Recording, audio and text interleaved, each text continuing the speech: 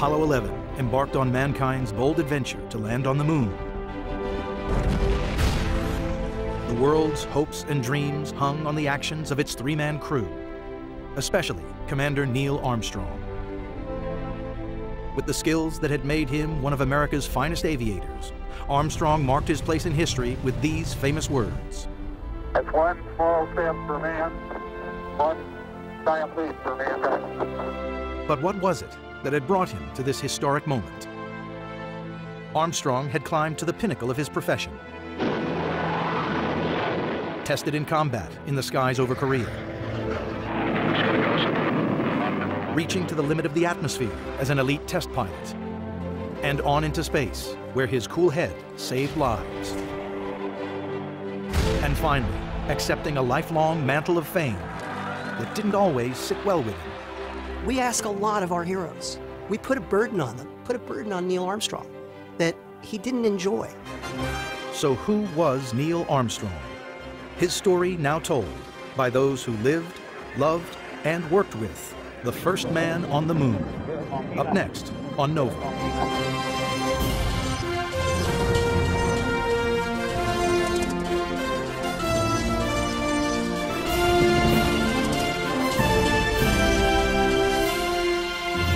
Major funding for NOVA is provided by the following. The David H. Koch Fund for Science, supporting NOVA and promoting public understanding of science. And the Corporation for Public Broadcasting, and by PBS viewers like you. Thank you. I believe that this nation should commit itself to achieving the goal, before this decade is out, of landing a man on the moon and returning him safely to the Earth. When President John F. Kennedy articulated this bold vision in 1961, he pinned American technological supremacy and national pride on winning a race to the moon. The stakes were huge. It staggers the imagination, frankly, and there were plenty of people, even within NASA, who thought that Kennedy had lost his sanity. Incredibly, just 8 years later, 3 men were poised to achieve the president's goal. In command was Neil Armstrong. We, the crew of Apollo 11, are privileged to represent the United States in our first attempt to take man to another heavenly body. At 38 years old, Armstrong was at the pinnacle of an impressive flying career.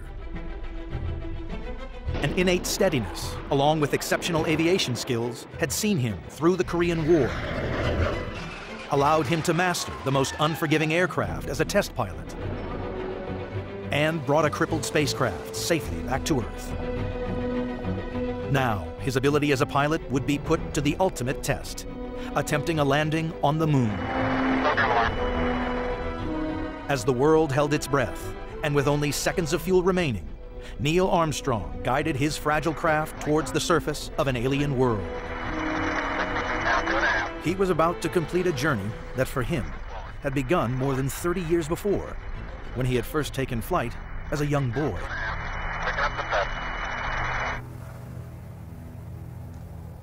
Born here in Wapakoneta, Ohio on August 5, 1930, Neil Armstrong's love affair with flying began early, as his childhood friend recalls. When he was like 5 years old, his father took him on an airplane ride on a trimotor. Dad got sick, but Neil just absolutely loved it. The mid-1930s was a golden age of flight in America. And like many other young children, Neil's first taste of being airborne left a lasting impression. This was the start and the feeling of being airborne and actually flying like a bird. It kindled his inspiration to fly. He absolutely loved everything about flight. He would have 3 or 4 model airplane projects going on all the time, mostly gliders. Then he got into the rubber band type, and he just kept building bigger and bigger ones and better ones. We both made models early, and of course our desire then, as it was later in our careers, was to make these things go higher and faster. And my solution to higher and faster was you took a couple of extra turns on the rubber band. Neil's solution, he built a wind tunnel. When we were ready for the test, he said, "Go get Mom." I said, "Neil wants you to see something." And he turned it on. And all of a sudden the house shook. And I mean, the house really shook. How many kids could build a wind tunnel in their basement? Not any that I know, except Neil.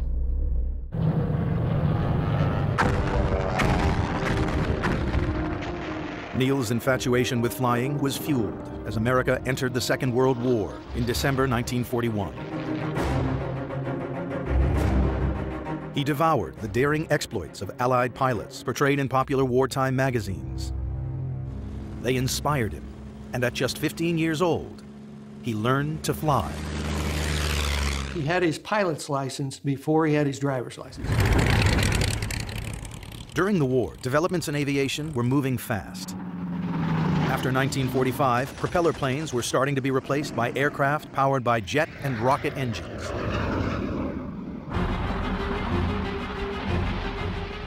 Then came an event that shook the aviation world. Chuck Yeager breaking the speed of sound in his Bell X-1 rocket plane in 1947 coincided with an ominous turn in East-West relations. And the implications for Armstrong would prove profound. Eager to pursue a career in aeronautical engineering, Armstrong won a Navy scholarship to study the subject and enrolled at Purdue University. But his studies were soon interrupted as the Cold War began to heat up. At the end of his second year, which would have been 1950, the Korean War started. Backed by communist China, North Korea invaded South Korea. When America responded by scrambling its armed forces, Armstrong found himself at war. He was 20 years old. He joined Naval Fighter Squadron VF-51 on the aircraft carrier USS Essex. There was a lot to learn, and fast, as he recalls in this audio interview. We had to become carrier qualified in the jet aircraft, doing a lot of practice with weapons delivery, instrument flying, and so on. I was very young, very green. But Armstrong quickly mastered carrier flying, one of aviation's most challenging jobs, and was soon showing his skill in combat. One of his jobs was to dive bomb and blow up bridges and railroads. And he said that the North Koreans strung up wires. For low-flying pilots, anti-aircraft cables were an ever-present danger. They were hard to spot, even for the sharp-eyed Armstrong. I actually ran through a cable, an anti-aircraft cable, and knocked off about 6 or 8 feet of my right wing. Battling to keep control, Armstrong needed to think fast and react quickly. As long as he could keep a certain speed, he could stay up, but as soon as it slowed down, the plane would drop. And so he knew that he could not land on the aircraft carrier. He'd have to bail out.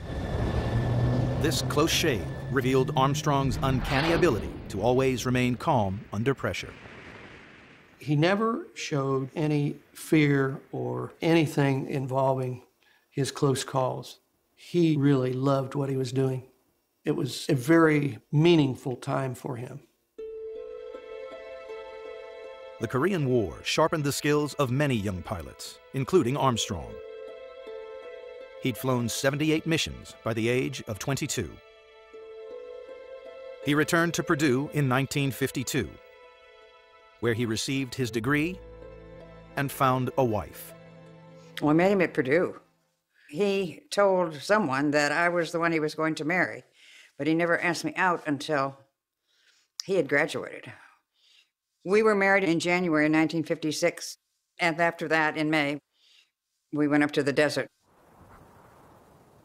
Here at Edwards Air Force Base in California, Armstrong would become a test pilot.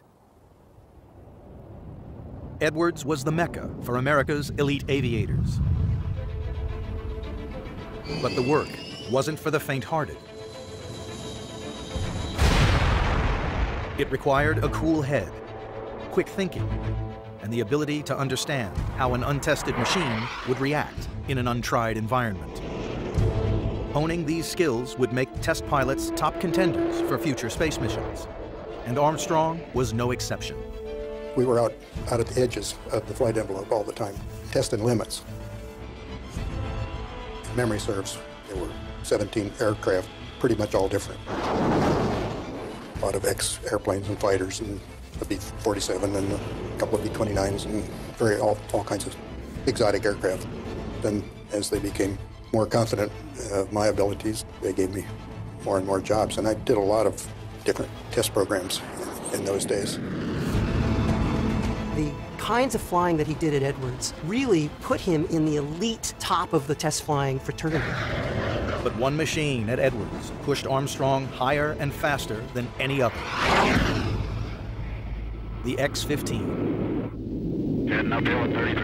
The X-15 was literally crossing the boundary from aviation into spaceflight. And it was an incredibly demanding vehicle to fly. Half plane, half spacecraft, the rocket-powered X-15 was the cutting edge of aviation technology. It flew at hypersonic speeds, more than 6 times faster than sound, soaring over 50 miles in altitude. It still holds the record of the fastest plane ever flown. Well, the X-15 was absolutely the top of the line. It was a whole supersonic zone above the rest of us, and therefore all the people who flew the X-15 were held in the highest regard by the rest of us peasants. And Neil, of course, was one of that group. That was a very exciting program, challenging goals. I think it was certainly one of the memorable parts of my life. One flight almost got the better of it.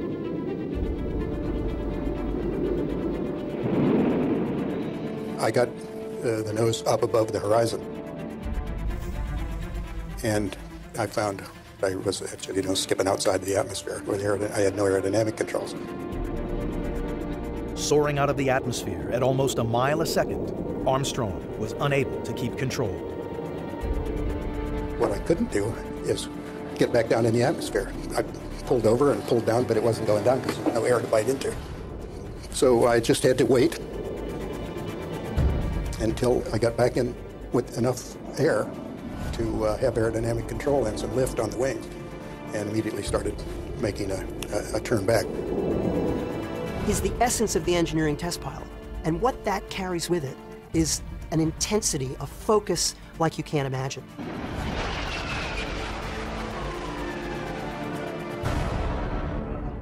The X-15 further challenged and sharpened Armstrong's flying ability. But his young family also faced challenges at Edwards. It was totally different, foreign to anything I'd ever known in my life. That's where we lived when Rick was born. And then shortly thereafter, Karen. In 1961, age 2, Karen fell seriously ill. Karen was a precious thing, and she developed a tumor in her brain, and we could not save her. The death of Karen really hurt him. It was the only time that I had ever seen him really, really hurt. Couldn't talk about it. Despite his loss, to all outward appearances, Armstrong remained focused on his duties as a test pilot. But beyond the skies at Edwards, the space race was on.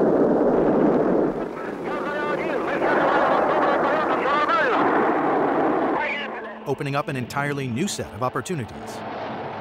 All right, lift off and the clock has started.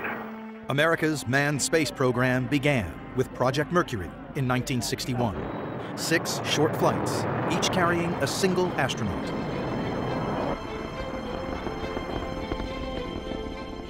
But to meet President Kennedy's challenge of landing a man on the moon by the end of the decade, NASA would require more astronauts. When NASA was looking, Neil Armstrong was at the top of their list because he'd had all of that flight test experience at Edwards, and that just made him incredibly attractive to the astronaut selection group. Curiously, the Milwaukee Journal gave me a call, and they said, "I understand your brother is one of the newest astronauts." I think I was speechless. Along with Janet, Rick, and a new son, Mark, Neil began a new life in Houston, the home of America's manned space program. It was a nice house. It had a, we had a pool. Because it was Houston, because it was often very hot, there was a lot of swimming. The neighborhood was buzzing with trainee astronauts. There was this guy in the backyard in front of the garage where there's a lot of cement. And here's this guy roller skating. I said, "Who's that?" And he said, "Oh, that's Neil Armstrong."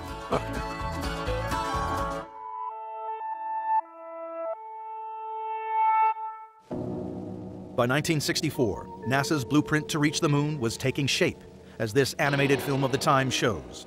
It was called Project Apollo. The plan went like this. Guzzling 15 tons of fuel a second at launch, the giant Saturn V rocket would send the Apollo spacecraft, both the command and lunar module, into space. After about 69 hours, they go into orbit around the moon. Once there, the spacecraft undock, the command module remains in orbit, while the lunar module attempts the landing. After exploring the surface, the two astronauts rejoin their companion in lunar orbit. Finally, they leave lunar orbit and make the trip back to Earth, and the mission ends with the command module re-entering the Earth's atmosphere and splashing down into the Pacific. It looked great on paper, but could it work?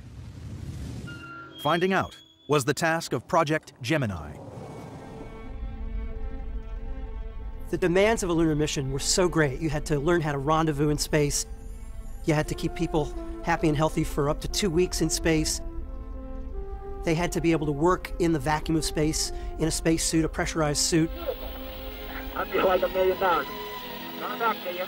So Gemini was really the way that NASA could learn to master these complexities in the relative safety of low Earth orbit. Armstrong's first spaceflight was Gemini 8 in 1966, a daring mission to attempt the first docking in space with an unmanned spacecraft called Agena. His co-pilot was Dave Scott. Well, yes, the whole program depended on docking. Docking had to be proven, or we couldn't go to the moon. So it was a critical mission, yeah. Squeezed into their tight-fitting Gemini capsule, the pair prepared for launch. Neither of them knew what lay in store. 3, 2, 1, 0. We have ignition. And we have a liftoff at 3 seconds. 3 seconds. Neil Armstrong reports the clock has started. Roll program is in, Armstrong says. Well, in our homes during flight, we had air-to-ground communications. We called them the squawk box because it squawked all the time. When they talked air-to-ground, you could update yourself. They started out just great.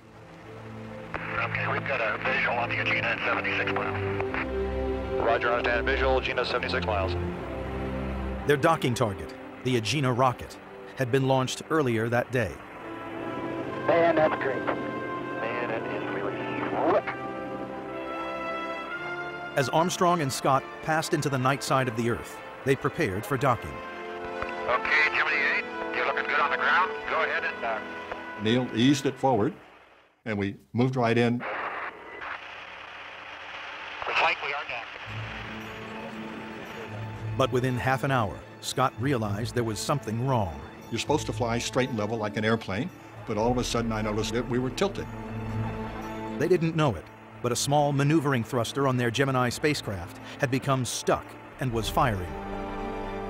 We first suspected that the Agena was the culprit. We were on the dark side of the Earth, so we really didn't have any outside reference. Out of contact with the ground, the astronauts struggled to regain control. So I said, "Neil, we better get off." He said, "Yeah, we better get off. Let's prepare to undock." And then he says, "Ready?" And I put my hand on the switch. Neil says, "Undock." And then things start really moving.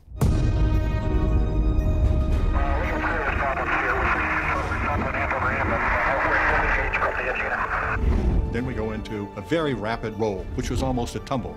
And at that point, we realized that it wasn't the Agena, it must be the Gemini. They were spinning at maybe a revolution per second. At home, a photographer from Life magazine captured Janet as she listened to the unfolding drama. And there was a very strong concern that they would black out. And that would be it. It would be over. And then NASA cut the squawk box. I didn't like that. So I went over to NASA, and I was refused entry. Back in orbit, Armstrong kept his cool, figuring out his only remaining option: disengage all the maneuvering thrusters, including the one that was stuck, and use the re-entry thrusters to counteract the tumbling and regain control of the spacecraft. He had to reach up above his head and throw switches under this high-speed roll. That's amazing that he was able to do that, and he knew exactly where the switches were, exactly which ones to throw. Okay, we're regaining control of the spacecraft slowly. Roger, copy. I mean, the guy was brilliant. He knew the system so well that he found a solution. He activated the solution under extreme circumstances, and I gotta say, it was my lucky day to be flying with Mr. Neil Armstrong.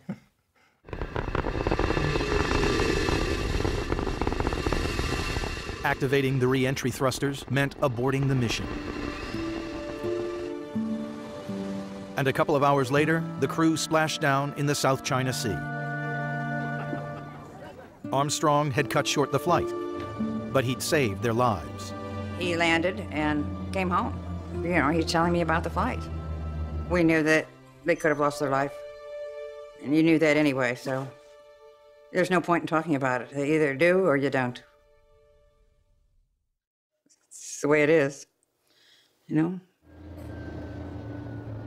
That was sort of NASA's baptism of fire, because it was the first time that astronauts had really come close to losing their lives on a spaceflight. I don't think there's any doubt that the people who were running the show in Houston saw Neil's performance on Gemini 8 as a real demonstration of what he was capable of under pressure in a crisis.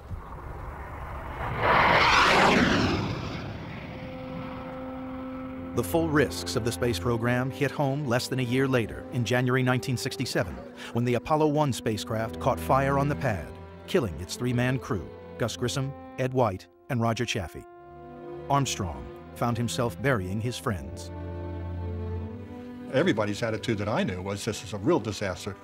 But we go on, because we know Gus and Ed and Roger would want us to go on, would want us to stop.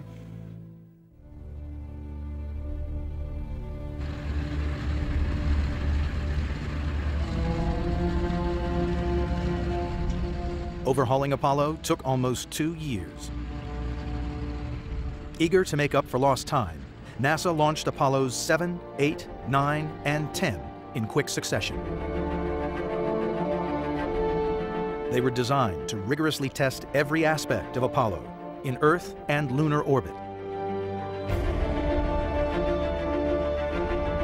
Armstrong's next trip into space hinged on the success of these missions. NASA's flight roster called for him to be backup commander of Apollo 8 in December 1968, and it placed him in line to command Apollo 11. As it turned out, this would be the first mission to attempt a landing on the moon. Nobody thought that all those preliminary flights would go as perfectly as they did. And nobody would have predicted that you would arrive at July 1969 and Apollo 11 would actually be the first attempt to land on the moon. Joining Armstrong was Command Module pilot Mike Collins. Lunar Module pilot Buzz Aldrin would attempt the landing with Neil. If all went well, Commander Armstrong would be first out on the moon. But in characteristic fashion, he played it down. Neil's attitude is, I'm not going to be number one on the moon. What I saw in his attitude was, I'm training to be the first one to attempt the landing on the moon. Landing on the moon would be unlike anything anyone had experienced. To get a feel of flying in lunar gravity, Armstrong practiced in this, the Lunar Landing Research Vehicle, affectionately called the Flying Bedstead. It was not the most stable flying machine that you could ever step into. If you tilted too far over, or if something happened to the rocket engines, you'd fall out of the sky and you'd be dead. It was difficult to fly. But on the other hand, I think we all felt that absolutely mandatory to be able to fly that type vehicle before you go to the moon. On one of Armstrong's flights, a failure of the fuel system meant he lost control. he was lucky to escape with his life.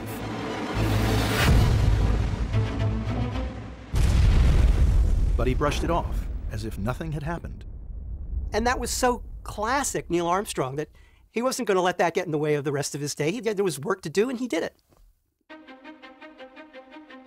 Cape Kennedy, Florida. Over 1 million people came to watch Apollo 11 leave for the moon on July 16, 1969. Among them was Armstrong's childhood friend. The day before the launch, we had a tour of the facilities there at Cape Kennedy. And we stood in front of the rocket while my wife took our picture, and we shook our hands, and we said, congratulations that we finally got Neil on a good job at last. And we gave him a salute. We didn't say goodbye. It was more like, good luck, and he leaned over and gave me a little peck on the cheek. Just a little bitty kiss, and then he turned around and was gone. Launch Operations Manager Paul Donnelly wished the crew on the launch team's behalf good luck and Godspeed. Neil Armstrong reported back when he received the good wishes. Thank you very much. We know it will be a good flight. Actually, my wife took the movies. I was taking 35mm shots. Liftoff. We have a liftoff. 32 minutes past the hour. Liftoff on Apollo 11. You feel it. Your body feels it inside. It shakes in a way that nothing else does. Neil Armstrong reporting the roll. I kept saying, go Neil, go Neil, go Neil, go Neil, go Neil. 4 days later, Armstrong, Collins, and Aldrin would arrive at the moon. Then, they'd attempt one of the most daring exploits in human history. We're certainly aware that the nation's hopes largely rested on us doing the very best job we could.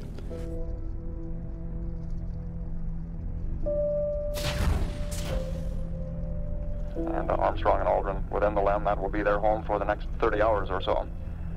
As they descended towards the surface in the lunar module, the Eagle, the world held its breath, as did Mike Collins orbiting above in Columbia, the command module. I figured that our chances of 100% success were about 50-50. There were just so many things that could go wrong. Collins was soon proved right. We've lost the data with Eagle. As they went around the moon, the bottom fell out. We started having communication problems, had data drop out. Eagle Columbia. I'm reading you loud and scratchy. Neil's not coming through too well in his box. Then, Eagle's computer began to raise a series of alarms. With so many computations to make, it had become overloaded. The danger wasn't the big worry, really. It was the complexity. I mean, nobody had ever tried a manned rocket landing before. Give us a reading on the 1202 program alarm. Neither of us knew what 1202 meant. We knew where we could find the answer, but it was in a document about that thick, and you'd have to leaf through it. And here we are halfway down, landing on the moon. But there's a bunch of guys back on Earth. They can look it up. In mission control, the team found an answer in 23 seconds. Ignore the alarm. It's a computer glitch caused by overloading. We're going that flight. We're going that alarm. Roger, we got you. We're going that alarm. Capcom, we're go for landing. Houston, you're go for landing, over. Now, just 3,000 feet above the surface, everything hinged on the skill of one man. Oh, I was in my bedroom. We were tracking it on a map as they pointed out verbally where they were. Low on fuel, Armstrong still needed a safe place to land. It was a fairly steep slope, and it was covered with very big rocks, and this wasn't a good place to land. Old Neil took over, and he was focused on doing a landing. That was his one opportunity in a lifetime to make a landing on the moon. I wanted to make it as easy for myself as I could. There's a lot of concern about coming close to running out of fuel. 30 seconds. 30 seconds. Only 30 seconds of fuel remained. Everything depended on Armstrong. Contact light. Okay, engine stop. Engine on off. We've had shut down. We copy you down, Eagle. I just jumped up and down and screamed and cried and yelled and everything. Tranquility Base here. The Eagle has landed. I was in orbit, of course, when they landed. I gave a little sigh of relief. For Armstrong, This was the culmination of a career that had constantly pushed his flying skills and his nerve to the limit.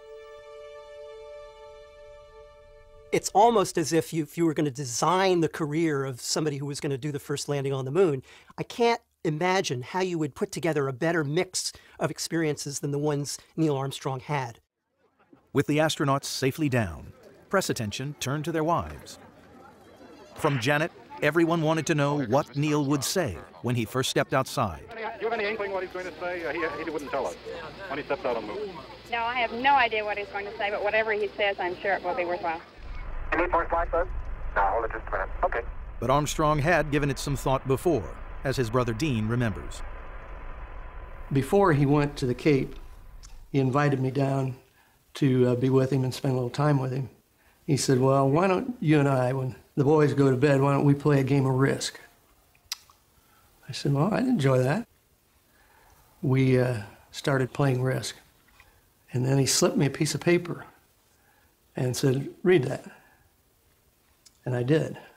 And on that piece of paper, there was, that's one small step for man, one giant leap for mankind. He says, what do you think about that? I said, fabulous. People have had so many different versions of when and how Neil thought up those words. That's one small step for a man. Okay. What he said when he came back from the flight was that he had given some thought to it before the mission, but he didn't decide what to say until he and Buzz were on the surface of the moon in the lunar module before they got suited up to go outside. I'm going to pull it now.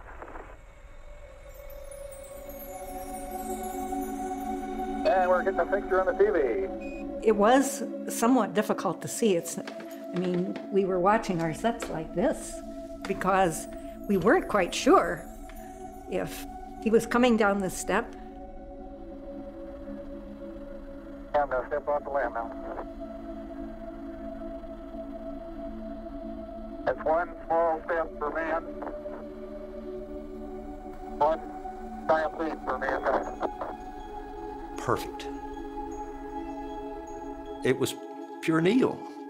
I was pretty close to him when he said that. There you go. He was really surprising in how he would say just the right thing at the right time. Oh, it's overjoy, unbelievable. I've never had such great feelings in my life. Isn't that something? Magnificent sight out here. Magnificent desolation. Finally, it began to sink in with me. That really is another planet. The EVA is progressing beautifully. I believe they're setting up the flag now. After years of preparation, the first two human beings on the moon simply marveled at what they were seeing. Oh, that looks beautiful, Daniel.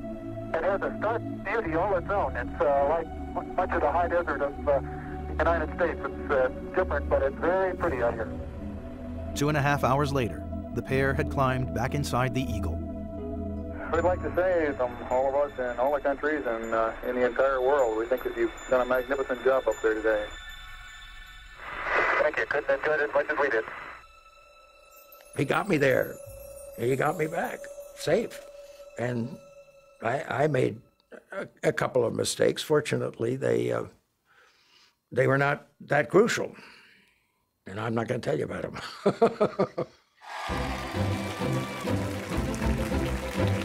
A brief period in quarantine would be the crew's only respite before madness erupted. Armstrong, an aeronautical engineer and test pilot from small-town America, was suddenly a celebrity. We did New York, Chicago, and LA all in one day. There were thousands and thousands of people.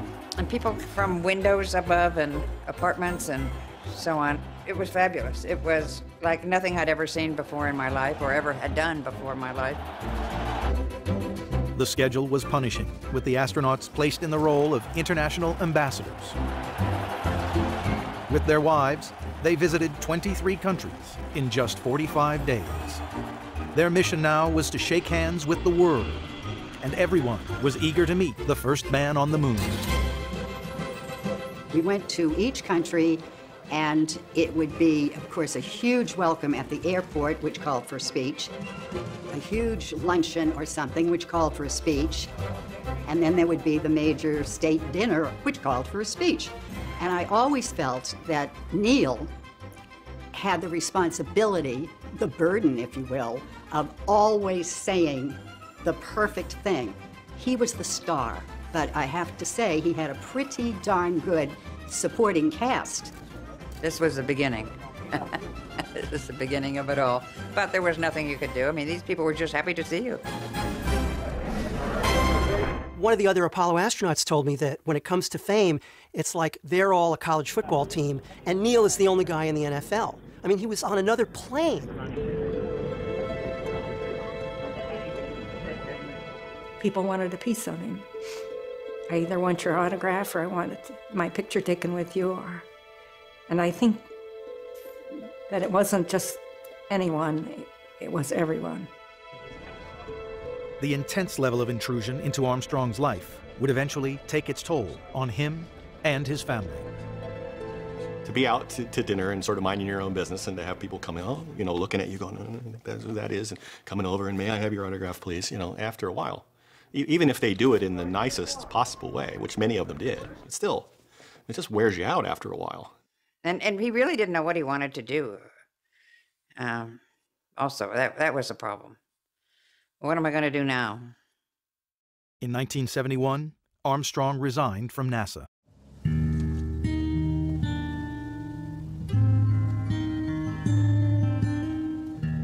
He chose instead to pursue his first love, aircraft design, and accepted a professorship at the University of Cincinnati, back in his home state. Well, we were looking for a place to live, and he wanted to live out in the country. I guess he wanted to escape people. He wanted privacy. The Armstrongs bought this secluded farm in Ohio. It was a radical change of lifestyle, and not just for Neil. I'm not sure that Mom really wanted the farm life, but she did very well, and she was a trooper. Janet found herself managing the farm, as Neil concentrated on teaching. But escaping his fame was never going to be easy. Whenever Neil Armstrong came onto the campus, there were a number of rather interesting reactions. Well, the first day was rather chaotic.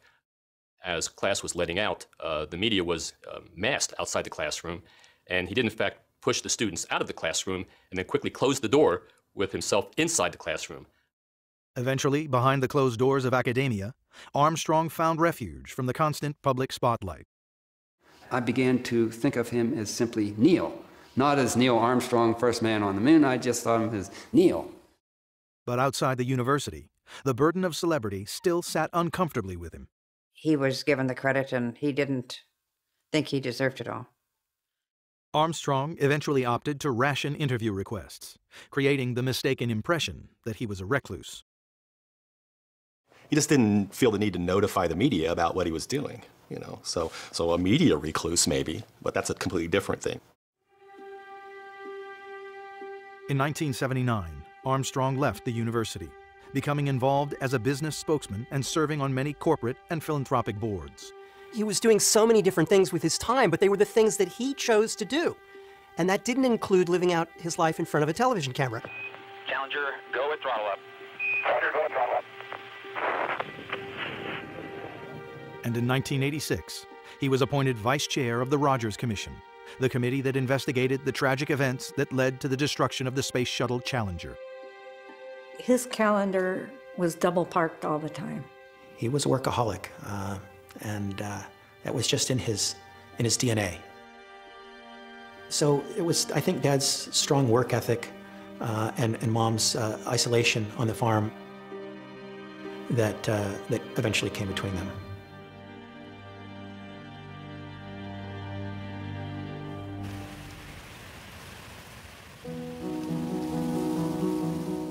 Janet and Neil separated in 1990, divorcing 4 years later.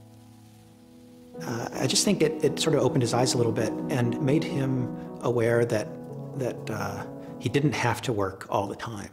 And that was very good for him. It put him in a great position to meet other people. all the men have certainly, as we say quietly, mellowed so that they're more relaxed, they're more ready to just spend time doing something just for fun. Dr. Neil Armstrong, ladies and gentlemen. Thank you so much. The method we use to descend from orbit to the surface of an alien world worked. But it would have been far more efficient and far less traumatic if we could just be beamed down.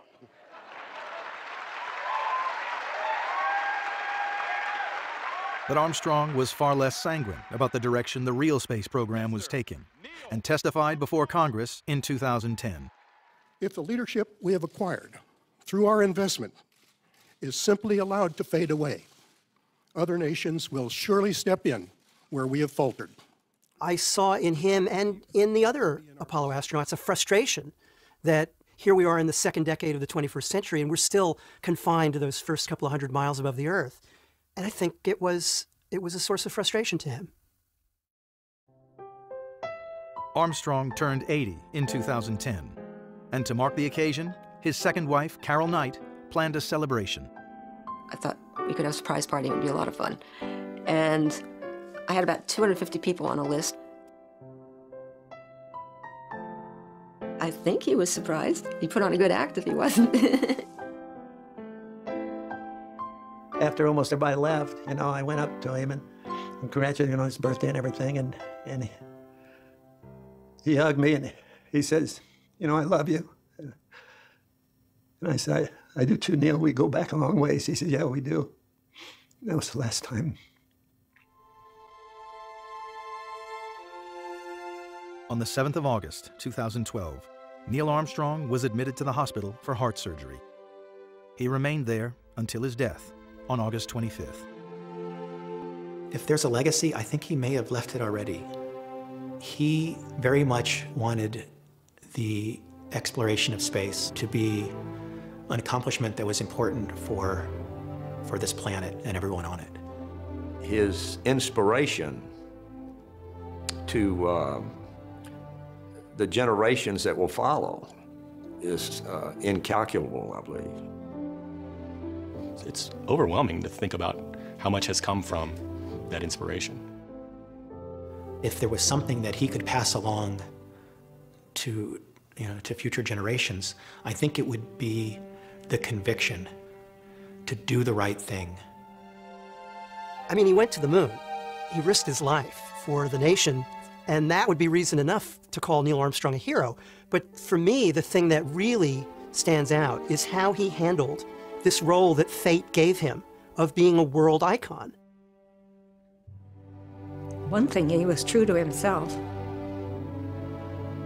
He was the man that you saw. That was him.